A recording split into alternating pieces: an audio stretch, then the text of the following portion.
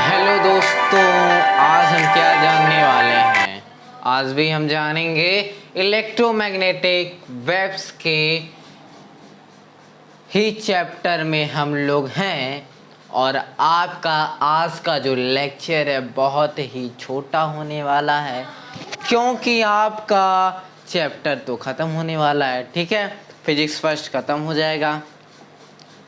तो आज हम जानेंगे इस लेक्चर में वैद्युत चुंबकीय तरंग की तीव्रता। क्या जानेंगे? वैद्युत चुंबकीय तरंग की तीव्रता के बारे में जानेंगे। ओके, तो दैट्स मैं यहाँ पे राइट करता हूँ। ओके, देख सकते हैं मैंने लिखा है वैद्युत चुंबकीय तरंग की तीव्रता, और यहाँ पे डायग्राम मैंने बनाई है। ठीक है, तो यहाँ पे क्या आपको जानना है कि यदि तरंग की तीव्रता एकांक समय में, मतलब एकांक समय में, और इस क्षेत्र के लंबवत मतलब अभिलंबवत, ठीक है, इस क्षेत्र के अभिलंबवत क्या गुजरने पर गुजरने वाली ऊर्जा है। ठीक है, यही क्या है? ऊर्जा है। और तीव्रता के लिए व्यंजक यदि स्थापित करना, यदि व्यंजक ज्ञात करना है, तो ज्ञात करने के लिए यदि अभिलंबवत क्षेत्रफल a है और इसकी दिशा क्या है? एक्स एक्सिस, मतलब एक्स अक्ष की ओर है। देख रहे हैं, एक्स अक्ष की ओर है। और इसकी जो वेग है c, तरंग का वेग मतलब c, क्योंकि इसकी वैल्यू 3×10⁸ मीटर प्रति सेकेंड, दैट c के इक्वल, मतलब प्रकाश की चाल के बराबर आ गई कि नहीं आ गई? बिल्कुल सही बात। जब आ गई तो यदि मान लीजिए इसके द्वारा चलित दूरी, मतलब क्या, इसके द्वारा चलित दूरी, तो यहाँ पे क्या लिखेंगे? चलित दूरी। जो मैंने बोला वो थ्योरी आपको स्क्रीन पर दिख जाएगी। चलित दूरी यदि मैं निकालता हूँ तो c मल्टीप्लाई dt, मतलब समय क्या लग रहा? इतू सा, क्योंकि प्रकाश को चलने में ना समय की जरूरत नहीं पड़ती। जैसे ही आपने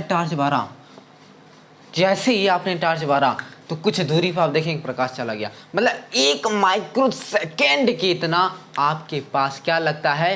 आपके पास समय लगता है। तो जब 1 माइक्रो सेकेंड की जब समय लगता है तो हम dt लिखते हैं, न कि t। ओके, तो t नहीं लिखते हैं। t बराबर आपके पास 1 सेकेंड होता है। ओके, तो यहाँ पे हमको 1 माइक्रो सेकेंड के इक्वल समय लगता है। जब 1 माइक्रो सेकेंड के इक्वल में समय लगेगा तो हम dt लिखेंगे, मतलब क्षणिक भर के लिए। ओके, क्षणिक भर के लिए तो प्रकाश रहेगा नहीं, लेकिन उतने क्षणिक समय में ही वो कितना दूरी तय कर देता है आप अपनी आंखों से देख सकते हैं। Okay, that's. अब यदि मैं u निकालता हूँ, क्या निकालता हूँ? u, तो u बराबर के पास क्या होता है? ऊर्जा घनत्व। अब u बराबर के पास क्या होता है? ऊर्जा घनत्व गुणे क्या होता है आपके पास? आयतन। एकांक आयतन या बेलन का आयतन। तो ये क्या आपके पास? बेलन है, तो किसका आयतन आएगा? बेलन का आयतन।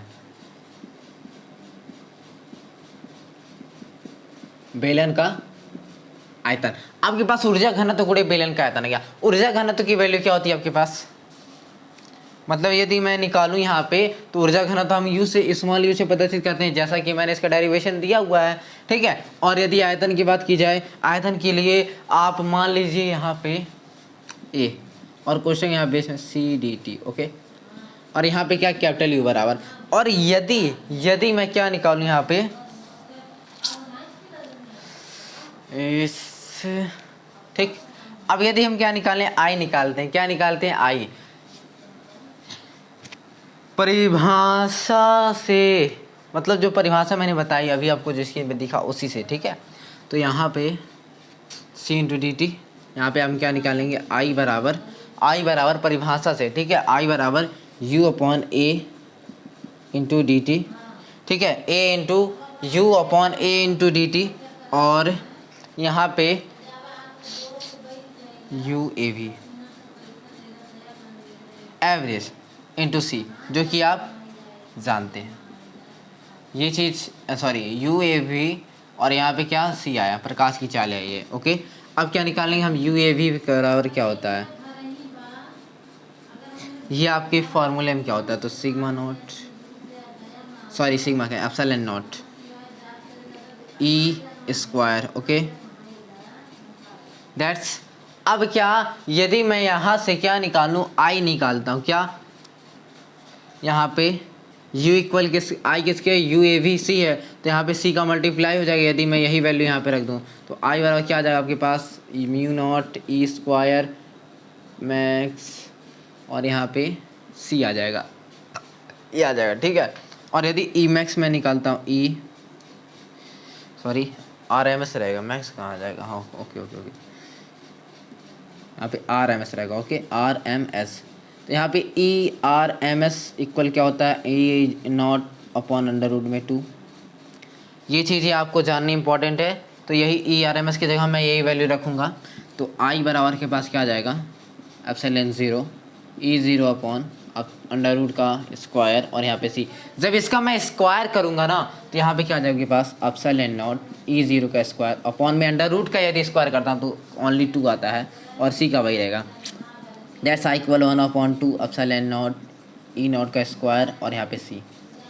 ये आपके पास आ गया, ये वैल्यू आपके पास क्या आ गई, तरंग की तीव्रता निकालने के लिए फॉर्मूला आ गया, ठीक। दैट्स अगले लेक्चर में हम क्या जानेंगे, इनके न्यूमेरिकल के बारे में। अब हम थोड़े से जान लेते हैं क्या कि पराबैंगनी किरणें क्या होती हैं। ये सब जो किरणें हैं जो बहुत ही नॉर्मली सी बात है, लेकिन ये आती नहीं आपके एग्जामिनेशन में, ओके। तो एग्जामिनेशन में आती है, ऐसी नहीं कह सकते कि नहीं आती है, परंतु उतना इंपॉर्टेंट हम लोग नहीं दिया जाता है, क्योंकि यहाँ पे ये चीज़ें अब इस बेसिस पे कम पूछी जा रही हैं, ठीक है। आज के इस बोर्ड एग्ज़ाम के स्तर पे कम चीज़ें पूछी जा रही हैं इनसे, तो इसलिए आप इस पे ध्यान देंगे, लेकिन एकदम से भी ध्यान नहीं देना।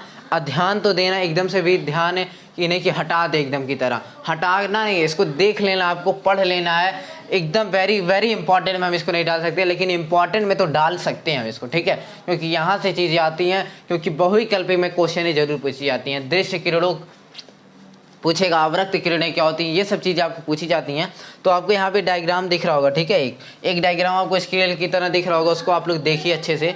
वो ये नहीं है, ठीक, वो आपका स्पेक्ट्रम है, ठीक है, स्पेक्ट्रम है, तो आप देख सकते हो उसको बहुत ही अच्छे से देखेंगे। गामा किरणें हैं, एक्स किरणें हैं, पराबैंगनी किरणें हैं, उसके बाद अवरक्त किरणें हैं, उसके बाद क्या हेडेस और रेडियो के किरणें। तो ये सब किरणें यहाँ आप वहाँ देख सकते हैं, उसमें दिख रही होगी, ठीक है।